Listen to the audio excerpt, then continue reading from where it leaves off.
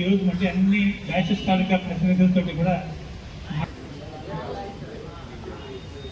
Exams ఈ class situation వల్ల రావాల్సిన వాళ్ళు రాకపోవడం వల్ల పాస్ అవుట్ అయ్యాయి. 68 అంటే సరే 56 సంవత్సరాలు అయింది. అలాగే అదే పీరియడ్లో నుంచి వెళ్ళిన మరొక 2-3 బ్యాచ్లు రావడానికి కలిసి మేము మా బ్యాచ్ కార్యక్రమాలు చేసుకున్నప్పుడు స్కూల్కి వచ్చేటప్పుడు అప్పుడు కూడా స్కూల్ కండిషన్స్ చూస్తే మనం చదువుకున్న స్కూల్ ఇలాగ అయిపోయింది, మనం ఏదైనా బాగుంది ఇక్కడ ఈ స్కూల్ కోసం చేస్తే బాగుందనే ఆలోచన కలిగింది. ఈ స్కూల్ మనకు అక్షరభిక్ష పెట్టినటువంటి పాఠశాలది. పెద్ద పెద్దవాళ్ళు చాలామంది స్కూల్ నుంచి వచ్చారని చేత మనం ఏదైనా చేయాలంటే మనం ఒక్కడం కాదు, చాలా బ్యాచెస్ ఉన్నాయి కదా అనుకున్నాం. ఒక 3-4 నెలలు శ్రమించి అప్పుడు ఒక 10 బ్యాచ్లతోటి సంఘాన్ని ఏర్పాటు చేసాం. 2016లో రిజిస్ట్రేషన్ చేసాం సొసైటీ చట్టం కింద. అప్పటికి 12 బ్యాచ్లు అయినాయి. ఆ తర్వాత ఇప్పుడు 23-24 బ్యాచెస్ ఈ సంఘంలో సభ్యులుగా ఉన్నారు. Oldest batch being 1956 and the youngest is 1989. ఆ తర్వాత 99 బ్యాచెస్ కూడా ఈ మధ్య మనకి తోడైనారు. ఏదైనా అది ఏర్పాటు చేసిన తర్వాత మన పాత స్ట్రక్చర్స్ అన్నీ తొలగించడం, వాటి స్థానిక కొత్త స్ట్రక్చర్స్ పెట్టాలని మనం ప్రభుత్వంతో మాట్లాడడం. అప్పుడు ఉండే కలెక్టర్ గారు మనకి 45 లక్షలు శాంక్షన్ చేసి అక్కడ 5 గదులు కట్టడానికి శాంక్షన్ ఇచ్చారు. ఆ వర్క్ పూర్తి అవ్వకముందే ప్రభుత్వాలు మారినాయి. తర్వాత వచ్చినటువంటి ప్రభుత్వం వాళ్ళ కొత్త పథకంలో 90 లక్షలు శాంక్షన్ చేశారు. ఆ 5 గదులు కూడా కట్టడం కోసం అనుమతి లభించింది. ఇక్కడ మొత్తం కింద 5+5 వర్క్ 90% పైగా పూర్తయింది. ఇంకా ఇంకో 10% పూర్తి అవ్వాల్సిన అవసరం ఉంది. ఈ లోపలే మనం మనం ఎక్కడైతే కూర్చున్నామో ఇవాళ అక్కడ తిలకాలు మీటింగ్ ఉండేది, తిలకాలు ఉండేది. ఒకప్పుడు ఒక 100 ఏళ్ల చరిత్ర కలిగిన తిలకాలు ఒక 10 ఏళ్ల క్రితం 15 ఏళ్ల క్రితం మిగతా అన్నిటితో పాటుగా డైలాపిడేటెడ్ స్ట్రక్చర్స్గా ఉంటే దాన్ని పూర్తిగా తొలగించడం జరిగింది. చాలా అవసరం ఉండేది. ఎందుకంటే జిల్లా కేంద్రంలో ఉండే ప్రధానమైనటువంటి oldest and first high school the whole district ఎస్ట్రోల్ డిస్ట్రిక్ట్ ఆలోచించడం కూడా ఈ స్కూల్లో ఉండేటటువంటి మీటింగ్ హాల్ అనేది అనేక రకాలైన కార్యక్రమాలకి, ఎక్స్ట్రా కరిక్యులర్ యాక్టివిటీస్కి, కల్చరల్ ప్రోగ్రామ్స్కి, అలాగే ఎడ్యుకేషన్ ప్రోగ్రామ్స్కి, స్కూల్ కాంప్లెక్స్కి అన్నిటికీ ఉపయోగపడేది. అంచేత ఇలాంటి హాల్ మరొకటి కట్టాలని మనం ప్రపోజ్ చేసి ఆ తర్వాత మన మున్సిపాలిటీని సంప్రదించి ఆ తర్వాత ఎంపీ గారిని కూడా అడిగిన మీదట ఎంపీ గారు మనకి 50 లక్షలు శాంక్షన్ చేశారు. ఇప్పుడు వర్క్ ప్రోగ్రెస్లో ఉన్నది. అయితే అది 50 లక్షలతో పూర్తి అవ్వదు. మరి కొంత డబ్బు మున్సిపాలిటీ నుంచి కానీ లేకపోతే మళ్ళీ ఇప్పుడు ఎంపీ గారు మళ్ళీ 3వ సారి కూడా ఎంపీ గారు అయ్యారు. ఇవాళ కేంద్ర మంత్రిగా కూడా ఉన్నారు. తప్పకుండా మళ్ళీ ఫర్దర్గా కూడా సాయం చేస్తామని ఆయన మనకు గౌరవ హామీ కూడా ఇచ్చారు. ఏదైనా సరే దాన్ని బ్రేక్ లేకుండా కొనసాగించే అవకాశాలు కూడా ఉన్నాయి. ఈ లోపల మనం ఈ స్ట్రక్చర్ని నిర్మించుకోవడం జరిగింది. అందుకని ఈ స్ట్రక్చరు ఈ స్కూల్కి ఉపయోగపడేటువంటి ఒక ఇంపార్టెంట్ అంశం. ఈ స్ట్రక్చర్ని ఇవాళ లాంఛనంగా ప్రారంభించుకున్నాం. అందుకని మనకి ఇవాళ ప్రారంభించుకున్న ఈ స్ట్రక్చర్ సందర్భంగా మన స్కూల్ పూర్వ విద్యార్థి సంఘాన్ని ఏర్పాటు చేసుకుని మరింత పకడ్బందీగాను మరింత కాంక్రీట్ ప్లాన్ వేసుకొని మరింత ఎక్కువ ఇన్వాల్వ్మెంట్తో ఇప్పుడు ఎందుకంటే ఒక 10 బ్యాచ్లు కాంట్రిబ్యూట్ చేసేంతవరకు మరో 10 బ్యాచ్లు ఇంకా చేస్తామని వాళ్ళు కూడా అన్నారు. ఆ హోప్ మనకు ఉన్నది కూడా. అంచేత అది కూడా మనం రేట్ చేసి ఇంకా పెద్దగా ఏం చేయాలని కూడా ఆలోచించేద్దాం. అందుకని ఆ రకంగా ఈ స్కూల్ని మనం ప్రారంభించుకున్నాం. ప్రారంభించుకునే ముందు ఈ కార్యక్రమానికి ఇవాళ ఫస్ట్ పాయింట్ కింద యాక్చువల్గా ఒక దేశభక్తి గీతంతో ప్రారంభించాల్సిన అవసరం ఉంది. దేశభక్తి గీతం అనేది 2 minutes పడుతుంది. అందరూ కూడా దయచేసి దాన్ని కూడా షేర్ చేయాల్సిందని కోరుతున్నాను. కుమార్ని రమ్మని అంటున్నాను. మీరు డిఈఓ అయ్యారు, మీకు సన్మానం అంటే డిఈఓగా అయినందుకు నేను మీకు సన్మానం చేయాలి. ఎందుకంటే నా మీద నమ్మకంతో, నా మీద గౌరవంతో ప్రజలు ఇచ్చిన ఒక పదవి. మీరు ప్రాజెక్ట్ ఆఫీసులో సమగ్ర శిక్ష అయ్యారు. ఇవన్నీ కూడా సమాజం పెట్టిన భిక్ష. అది మర్చిపోతున్నాం, ప్రతి ఒక్కరూ మర్చిపోతున్నాం.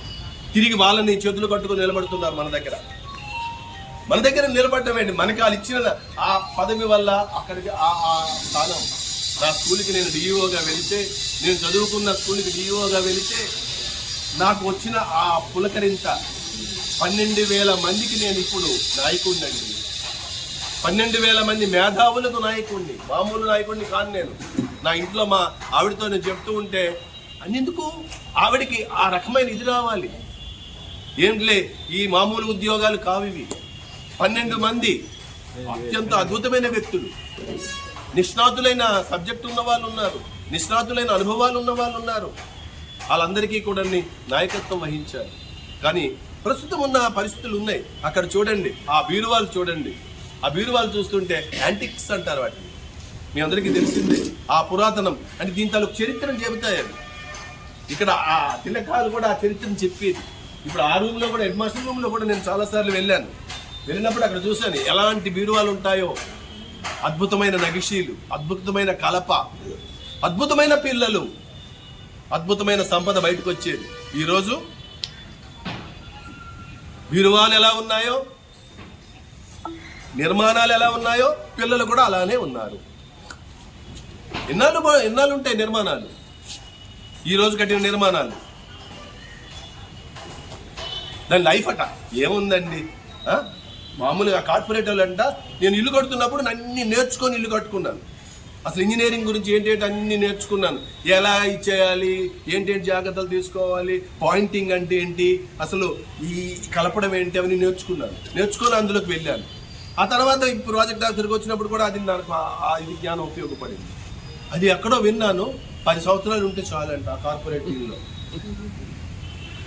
నేను యాక్చువల్గా నేర్చుకున్నాను, ఆ ఇంజనీరింగ్ నేర్చుకున్నప్పుడు నాకు తెలిసింది ఏంటి తెలుసా అండి, 100 రోజులు ఉండాలి, 100 సంవత్సరాలు ఉండాలంట. మనిషి జీవనం ఎలాగైతే 100 సంవత్సరాలు, బిల్డింగ్ తాలూకా కట్టడం కూడా 100 సంవత్సరాలు ఉండాలంట. ఎక్కడిది బిల్డింగు ఉండదు, అందులో ఉన్న వస్తువులు ఉండవు. మేము అన్ని నాసి రకమైనవే కొంటాం. బీరువా వాడి దగ్గర తక్కువ డబ్బులకు వస్తాయి. గాడ్రేజ్ కొనమంటే మళ్ళీ ఆ గాడ్రేజ్ వాడితో బేరం. నేను ఒకసారి గాడ్రేజ్ వాడి దగ్గరికి వెళ్ళి, బాబు ఎలా ఉన్నాయి రేట్లు అంటే, సార్ ఈ రేట్ ఇలాగే సార్, దీని మీద మాత్రం కమిషన్ రేట్ ఇవ్వడం సార్ అన్నాడు. అమ్మా అంటే మీరు ఇలాంటి వాళ్ళు అని వాడే చెప్పేస్తున్నారు. మరి మేమేమో గాడ్రేజ్ బీరువా ఎక్కువ కాస్ట్ కాబట్టి తక్కువ కాస్ట్తోనే మేము అడ్జస్ట్ అయిపోతూ ఉంటాం, అడ్జస్ట్ చేసేస్తూ ఉంటాం. ఆ బీరువా పోతూనే ఉంటుంది, కానీ ఇది పోదు. ఎందుకు పోదు? మీ అందరి, మీ ఇక్కడున్న, ఎక్కడ బయట ఎక్కడో ఉన్న ఆ మహానుభావుల మంచి మనసుతో ఏర్పాటు చేయబడిన నిర్మాణం ఇది పెర్మనెంట్. మేము కూడా నేను ఒక కాలేజీ ప్రిన్సిపాల్, నేను ఒకటి కట్టాను, అంత డొనేషన్తోనే కట్టాను.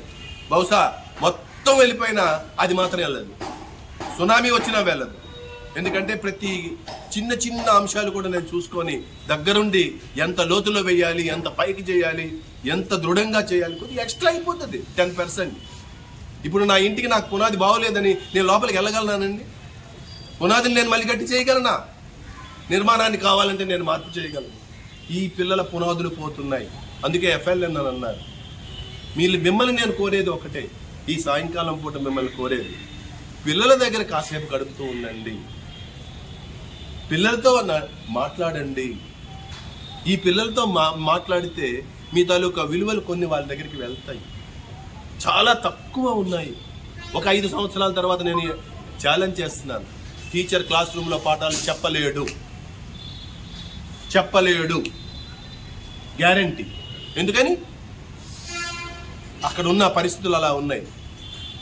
లేడీ టీచర్ వస్తే ఆవిడ వెనక్కి తిరిగితే కామెంట్స్ క్లాస్ రూముల్లో, మీకు తెలుసు ఇవన్నీ. మగ టీచర్ వస్తే రకరకాలైన మాటలు. టీచర్స్ డే నాడు నేను ఈ మాటలు మాట్లాడుతున్నాను ముందు రోజు. వాస్తవాలు ఇవన్నీ కూడా.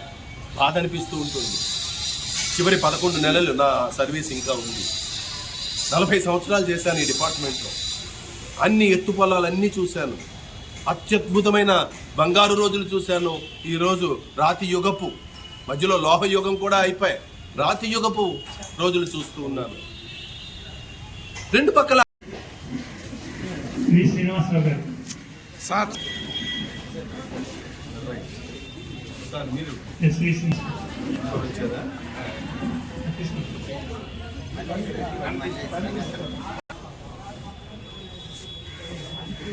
Next TV Ramamurthy garu,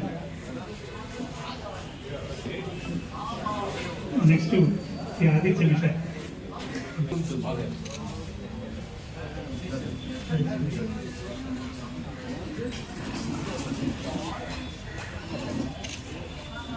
next P Chandrakala గారు,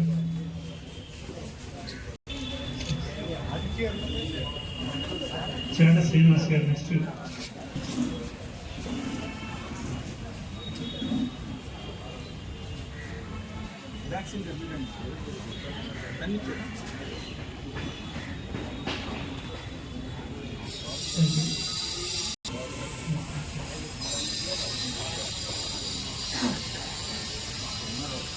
బి శ్రీలక్ష్మి గారు.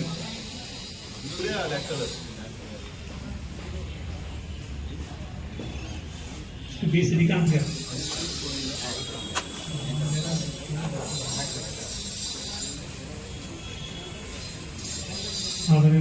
చీకటి పడిపోయింది.